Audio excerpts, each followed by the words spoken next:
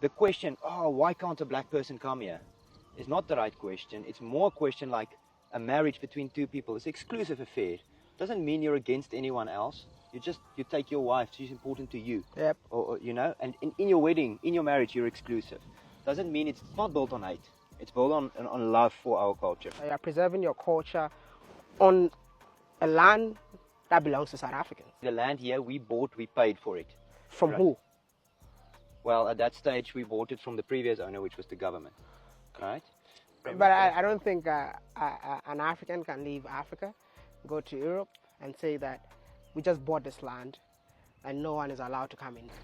Our name is Afrikaners. Our language is Afrikaans. Right. So we feel part of this continent, and maybe people don't agree, but I don't have another home. Do you believe that whatever you guys are practicing here is racism?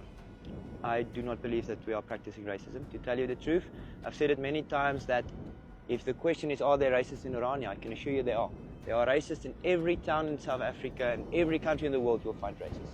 That is a fact. Hey guys, welcome back to the channel. My name is Delphina. I'm very excited returning back to you. If this is your first time on this channel, please subscribe to the channel, like this video and share this video. Also do to press the notification bell to get notified whenever I drop another one. So today we're checking out a video I saw online. Seriously, this video really shocked me and I am not happy about it at all. So WODE happened to travel to South Africa and he was able to interview some white people. Yes, they are white, but they don't want to accept the fact that they are claiming they are South Africans. For all we care and we know is that they are not black skin, and South Africa belongs to blacks, like East Africa. So he was able to interview him and he asked him series of questions about why people like black people are not allowed to be in some areas in South Africa. And you and I know that the land belongs to South Africans. So why are they not allowed to live in places they want to live without restrictions? Guys, you won't believe his response. Please, let's watch this video together and share our thoughts. And at the end of it, I would love you to drop your opinion in the comment section.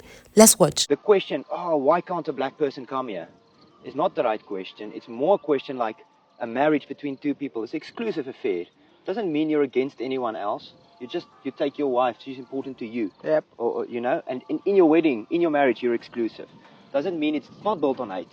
It's built on love for our culture. We want to preserve our culture. We want to preserve our traditions, our faith, our language. These are the things that we want to preserve. But someone might ask, if you want to preserve your culture, you are preserving your culture on a land that belongs to South Africans. The land here we bought, we paid for it. From Right. who? Well, at that stage, we bought it from the previous owner, which was the government, right? But I don't think an African can leave Africa, go to Europe, and say that we just bought this land and no one is allowed to come in. Our name is Afrikaners. Our language is Afrikaans. Right. So we feel part of this continent, and maybe people don't agree, but I don't have another home. Obviously I know that I have European roots. Yeah. 400 years ago. Yeah. For 400 years, my people have been here. Yeah. I love Africa. I don't want to live anyplace else. I feel a part of this continent. My language grew, obviously from Dutch, but it grew on this continent.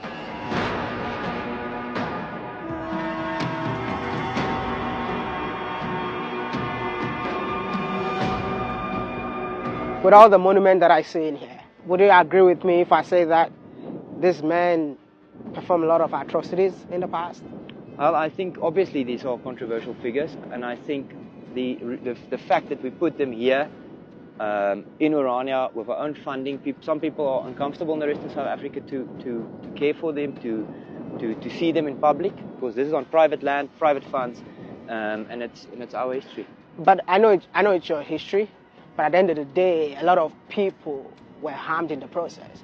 You don't think if you are embracing this, you're definitely embracing apartheid?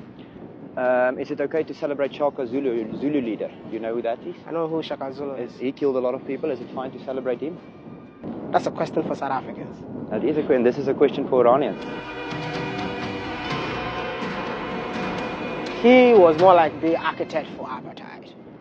Do you agree with that? I agree with the fact that he implemented a lot of policies in the apartheid era. You don't think it's because of this that's why people have problems, you know? It's because so many South Africans are not happy with this history, even though it's part of them. But I believe, like you just said, let the past be past. I mean, we can never forget our history. But I mean, I feel like this being here, it's more like what do you call it? Like a sword in the eyes of the people of South Africa. I don't think so. Do you believe that whatever you guys are practicing here is racism? I do not believe that we are practicing racism. To tell you the truth, I've said it many times that if the question is, are there racists in Orania, I can assure you there are.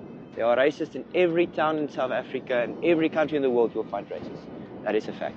The Orania model is a model of cultural preservation, and that is not racist. So you might disagree with me, but my personal belief, my honest belief, is that the Orania model is not racist at all.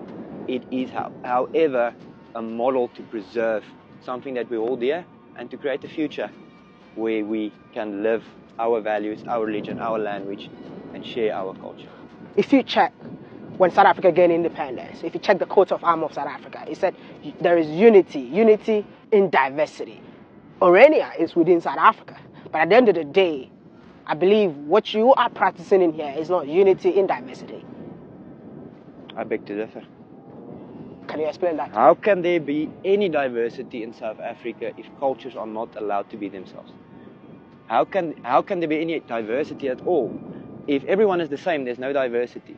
If you have a cultural community and you have the Xhosa people or the Barulong people, and they also embrace their identity, and from a standpoint of knowing who you are, of being proud of your culture, of embracing who you are, you get to a point of self-confidence where you then can put out your hand and say, without anyone forcing us, I can build a diplomatic relationship with this and this, and we can do it on our own terms, community to community. That's unity and diversity. To just write it on a coat of arms doesn't mean anything.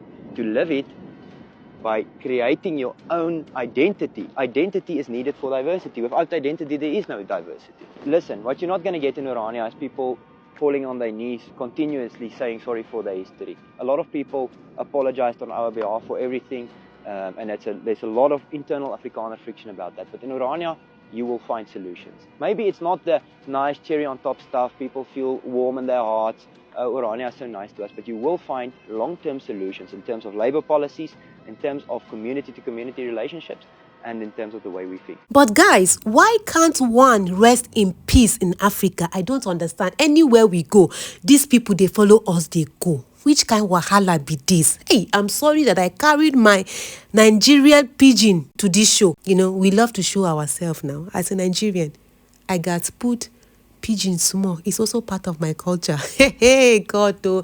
His response melted me. Like, I felt like my bones left my body. That was the feelings, guys. Hey! They don't see us finish, oh. I'm telling you, it's high time for us to respect ourselves and not allow what happened to South Africa to happen to us, oh. Because look at the way this man was talking, that he doesn't want, they don't want the culture to mix. So in order to save their culture, like from getting mixed with other people's culture, they now decided to restrict blacks from entering their environment. Hey! So they've forgotten that when they came, we accepted them, we received them, we embraced them, we accept their culture and mix with ours. Now they are rejecting that same culture they came to destroy. But when you look at us now, we love to learn the way they talk, the way they dress, the way they do this. Africans, let's open our eye. White man, no one learn your culture. He's trying to restrict you to save his culture. And you are living your culture and trying to embrace white man culture. Like we've been deceived from day one self. Like everything that we are doing is not even our culture. When we look back, we will know that we left our culture long time ago. What we are doing right now is nothing but a white man culture. Guys, let's not allow what happened to South Africa happen to us. I'm talking about African countries that are not going through what South Africa is going through right now. When we open our eye, let's open our eye. Like, I don't know why. It's like I'm wearing some kind of magic eyeglass. It's like I'm seeing differently from the way people are seeing, right? Let's be guided.